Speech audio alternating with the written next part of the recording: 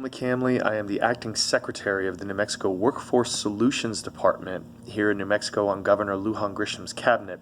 And this is your update for the day. It is January 11th, 2019. Three things I want to talk about with you today. The first is the elephant in the room. The federal government shutdown does not have an end in sight so far, and we have a lot of federal employees and contractors that are applying for unemployment. We are currently, as of yesterday, at almost 900 applicants, federal employees who are trying to get unemployment to help pay their mortgages and utility bills and things like that. There are also contractors where they don't even know if they're going to get back pay, also applying. So we waived the requirement for unemployment that you have to do work searches.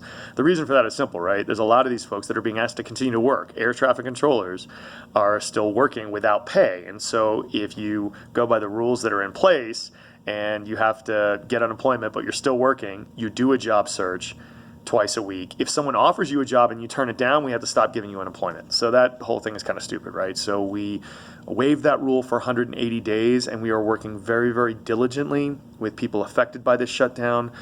For those of you that are in this situation, I am so sorry. Governor Lujan Grisham really is the same way. We want to work with you as much as possible to make this really tough time as smooth as it can possibly be. We appreciate you, we value you, we're sorry, and we're gonna do this together. We're a community here in New Mexico, we're all neighbors, we're gonna try to work through it together.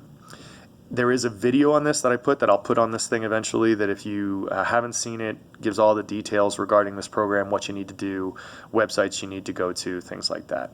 Secondly, Americorps is actually a program administered by the Department of Workforce Solutions, and we need people to both sit on the Americorps board for the state and try to be in a position where we need people to help evaluate proposals that come in for that money. So if you are in a position where you'd like to help out with Americorps, we need geographically diverse folks from different backgrounds and different educations to help be on this board. It's a great program that helps a lot of young people, helps a lot of communities, and we need some new voices on it. So if you are interested in being on that board or being involved, my email, you can send it to me, is bill.mccamley@state.nm.us, and I will pass it along to the right folks.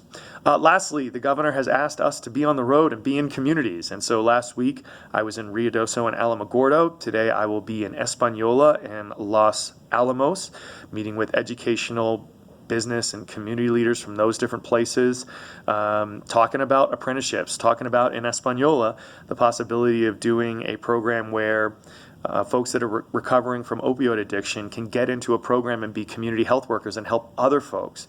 That's a really big deal. It's something that we want to really look at moving forward with them and find a way to move that forward. So this is my update for the day. Thanks everyone for watching. If you have questions, comments, or concerns on these or any of the issues, please let me know, and hope everyone has a wonderful and safe weekend. Thanks, y'all.